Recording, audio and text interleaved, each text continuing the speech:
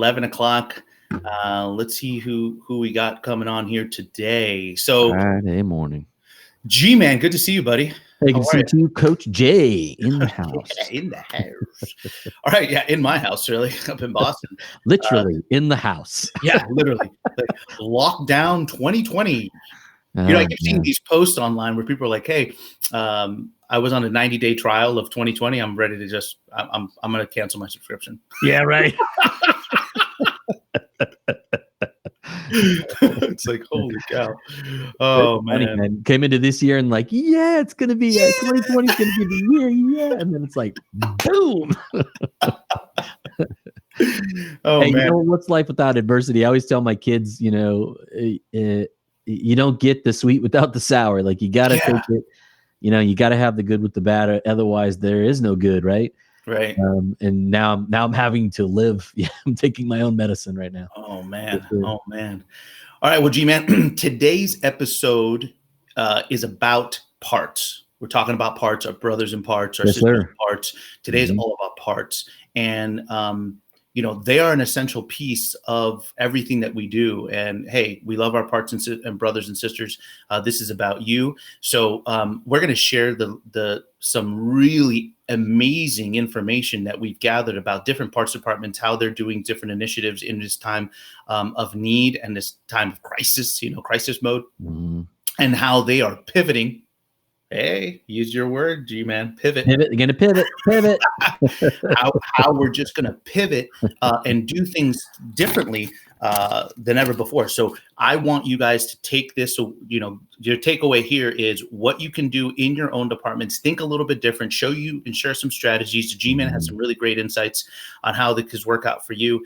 And we'd like to thank everybody who's on board and making things happen for us. So G-Man, take it away. What are we seeing out there in our parts departments from our teammates, from our audience? What's happening? Well, I think I just want to open by saying I one of the things I think I'm experiencing right now is in talking with people across the country is almost like a frozen in place kind of feel, especially coming from parts managers. So with the service department, I think you've got things coming at you, and I think that's one of the differences between those two things. Is in a lot of cases, in service, you have more things coming at you than you have to go out and go get. And in parts, it's a little bit different machine where you're really more proactively having to go out and get things, right? You got to order parts, you've got to pick up parts, you got to deliver part. You're actively like moving outwards. And so with service, they're kind of forced to pay attention because whatever's coming at them, they have to deal with, right? Customer comes in, they've got to write them up. But in parts department, there's a little bit of a frozen in place feel, like we don't know exactly what to do. They're just kind of treading water, not really changing anything, not doing anything different, just kind of like, again, frozen in place, trying to figure out what the heck to do. And so there is an active role that the parts manager and the parts department can play in this. Let's just call it a crisis, right? In this time of crisis.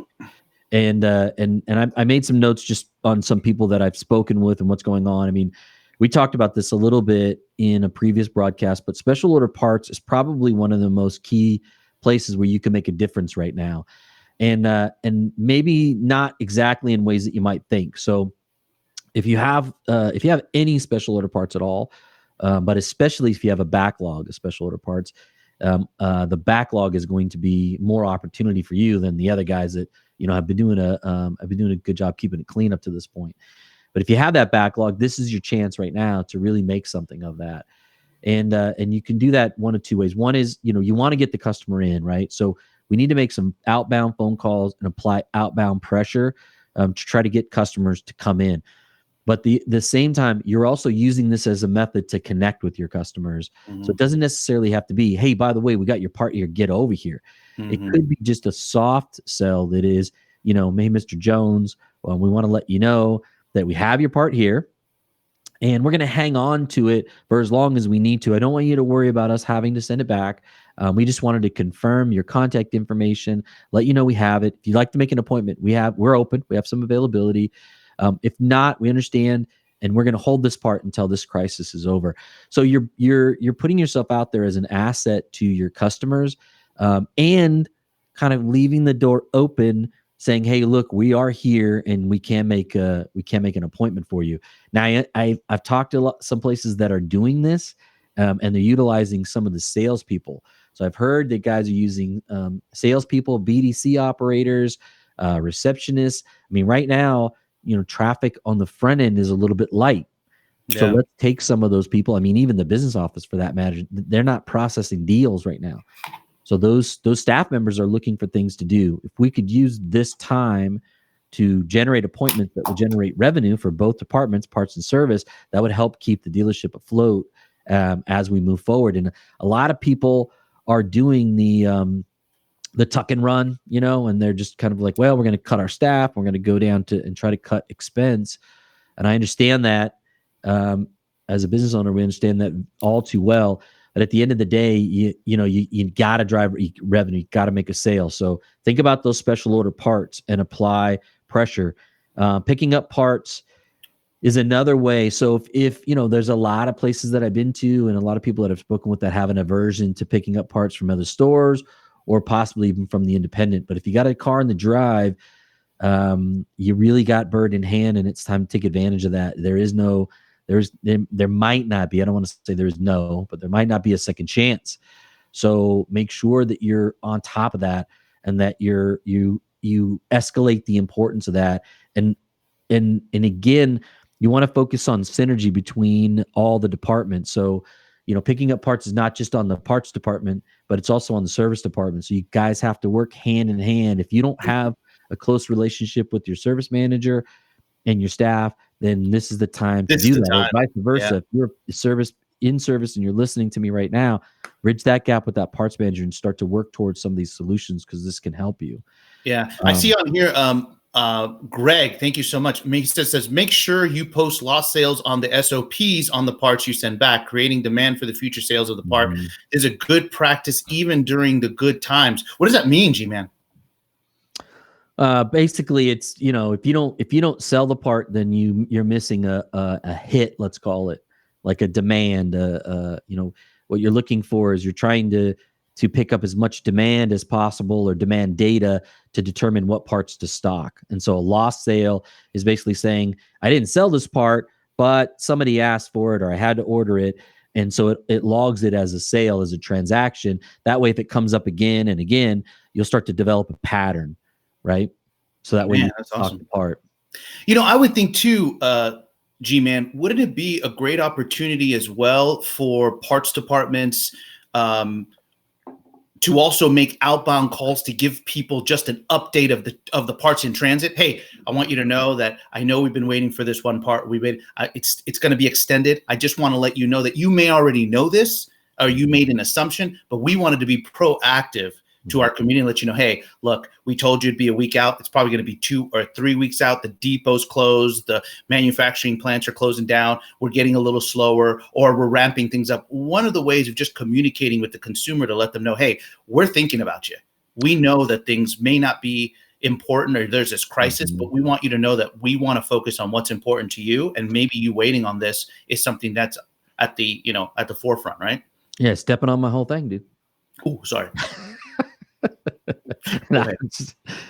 Yeah, but that was my my next thing too, is like, if you have back orders or special orders that are in process, it's also your opportunity to reach out and talk with these customers as well, just to keep them engaged and to let them know that you're thinking about them. So important tip, Coach Jay. Thank you for bringing that up. But yeah, it's true though. You want to be thinking this way, is you're thinking strategically, how are we going to keep the doors, or the wheel, like I keep saying, the wheels on the bus? How are we going to keep the wheels on the bus right now? And how are we going to use this as a springboard once this is over? So once it's over, you want to be able to rocket forward. Now, I can tell you guys, back in 2009, when dealerships in my town were closing their doors, the place right next to us shut down, and had been an institution in my city for years, since I was a kid. And we were able to stay afloat because we had really, really solid fixed ops processes. And we weren't planning for the worst. We were just kind of going with the wave at that time. And fortunately for us, we were far enough ahead of it that once the downturn hit, we were able to kind of ride through and actually continuously set records in parts and service throughout the downturn. But most importantly, and more important than even that, more important than even keeping the wheels on the bus while we're there, is once the recession once it leveled off and things started to pick up, we took off like a rocket ship. But we were ready. We weren't one of those companies that scaled down so tight and so small that once the growth was there, we couldn't grow. So we were able to grow faster than our competitors and gain market share. So we were selling maybe 60 cars a day, but we were servicing more than 100.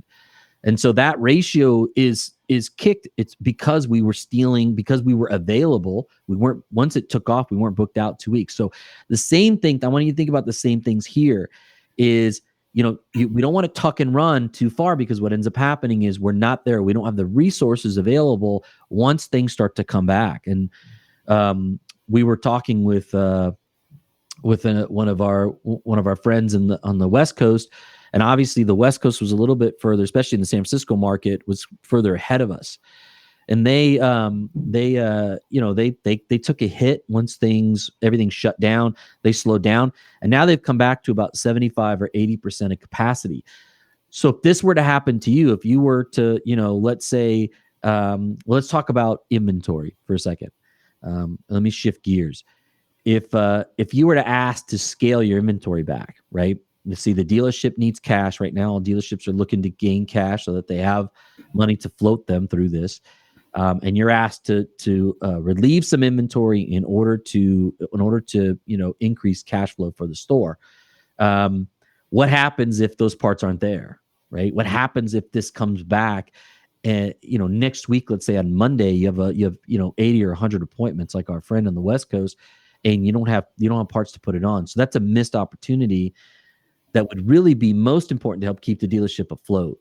So you want to think about those things. So a couple things I would say to think about is there's been a large push in this industry for, I want to say at least for the last 10 years, as we get things like, we have manufacturers that are ordering parts for us. We have not just deliveries throughout the day, or not just deliveries on the daily anymore, but now throughout the day, we get 3-4 deliveries a day. So we kind of have on-demand inventory.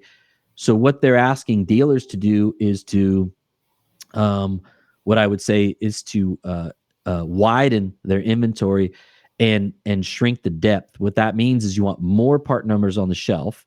So you're kind of taking parts that don't quite have the demand, but you're putting them on the shelf. And then you're shrinking your depth. You don't need as many, let's say, brake rotors and oil filters, because I can get them tomorrow. In worst case scenario, I can get them the same day. And so that methodology actually is going to work against us right now, because if you think about it, especially if deliveries and the supply chain starts to slow down a little bit. Now, if we're into a situation where our supply chain is slowing down, and we don't have a deep enough inventory of fast movers, the stuff that we know we're going to sell, we're going to miss out on opportunity. So as you go forward, you want to watch that really, really closely. If you start to notice some of the supply chain problems, you want to make sure that you're edging your stock of fast movers up, and maybe limiting the stock of some of the things you might not sell as often. You're not going to need those, right? That's not going to be something you're going to have in inventory. You'll help preserve cash for the dealership, and also you'll have parts on the shelf when you really need them, which is when that customer is in the drive. Hey, Joe G-Man, what do you think about, Greg put a good post on online part sales, being aggressive and boosting your online part sales, right? What are your thoughts on that? I think that's a great strategy. I think it's a great idea. It just really depends on shipping logistics. So, right now Amazon's a month out for anything that's not essential. So you want to be, you want to whatever assets you have, you want to go after those. So if you can still get parts, order or you can still sell parts online and ship them in a reasonable amount of time, then I would say hammer that thing as hard as you can. I would stay focused on that. I was also thinking about wholesale. So a couple things are going on in some of the markets we've been talking to. Some of the big parts suppliers have been shutting down. There was a market recently that the Parts Depot had tested positive, and they shut the whole chain down. So now you've got these shops that are in your situation, right? They want to stay open. They want to, they want to support their people. They want to keep their business running. And now they're going to need parts, and they only have one place to go get them. So, wholesale are customers too, right? I mean, I'm focused primarily on service simply because they're our best customer, and as Greg pointed out. But the wholesale is also a customer, and it's an opportunity for us to generate revenue and create a bond with them that we can use, again, once this is over and we spring out of this thing. So, reach out to your wholesale clients, let them know that you're open, let them know that you have strong availability, and let them know that you can be an asset, especially as, times get hard. You can get parts to them. So that's something you want to think of. Man, this is great stuff, G-Man. Absolutely fantastic stuff.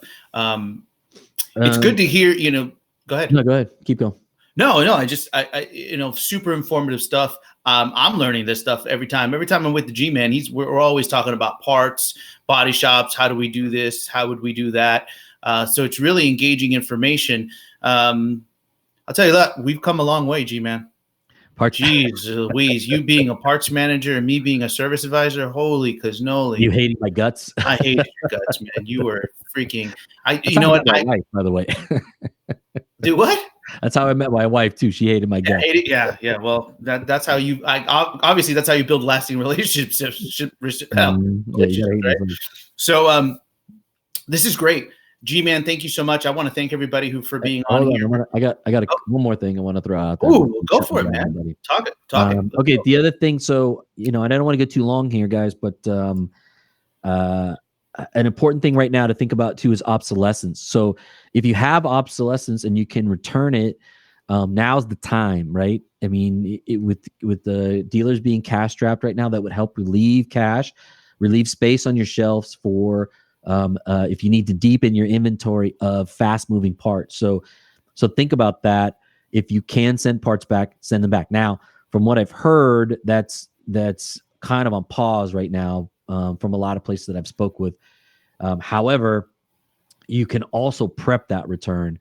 So, if you got a little downtime and maybe things are a little slower in your shop right now, now's the time right now to pull that list of obsolete parts, things that you would send back, and box them up and get them ready to ship off. So, find a spot in your warehouse, have somebody go through and pick those things off the shelf, box them up and get them ready to go back. Because the minute this thing springs back into place, you can return those things.